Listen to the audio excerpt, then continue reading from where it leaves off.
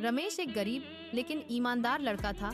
उसके पिता बीमार रहते थे और घर की सारी जिम्मेदारी रमेश के कंधों पर थी।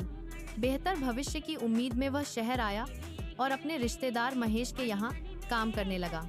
महेश की कपड़े की दुकान थी। शुरू में महेश बहुत अपनापन दिखाता था। वह रमेश को अपने बेटे जैसा मानता और सबके सामने उसकी तारीफ करता। रमेश दिन रात मेहनत करता। दुकान की सफाई से लेकर ग्राहकों को संभालने तक हर काम पूरी ईमानदारी से करता। उसकी मेहनत से दुकान की कमाई बढ़ने लगी। रमेश को भरोसा था कि मुश्किल समय में महेश उसका साथ देगा, क्योंकि खून के रिश्ते से भी बढ़कर उसने सेवा की थी। एक दिन रमेश के पिता की तबीयत अचानक बहुत खराब हो गई। इलाज के लिए पैसों की सख्त जरूरत थी। हिम्मत करके रमेश महेश के पास गया और हाथ जोड़कर मदद मांगी। लेकिन उस दिन महेश का चेहरा बदला हुआ था। उसने रमेश की बात सुनी मगर अनसुना कर दिया। उसने कहा, मेरे पास अभी पैसे नहीं हैं, और बात टाल दी। अगले दिन रमेश फिर गया, लेकिन इस बार महेश ने साफ साफ उससे आंखें फेर ली।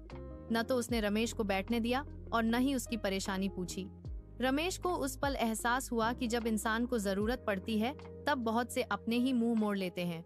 टूटे दिल के साथ रमेश दुकान छोड़कर चला गया। उसने मेहनत और खुददारी को अपना सहारा बनाया और एक नई शुरुआत की।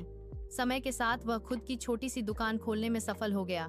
यह कहानी सिखाती है कि दुनिया में कई लोग मतलब निकलते ही आंखें फेर लेते हैं, लेकिन सच्चा इंसान वही है जो हालात चाहे जैसे हों अपनी इंसानियत नहीं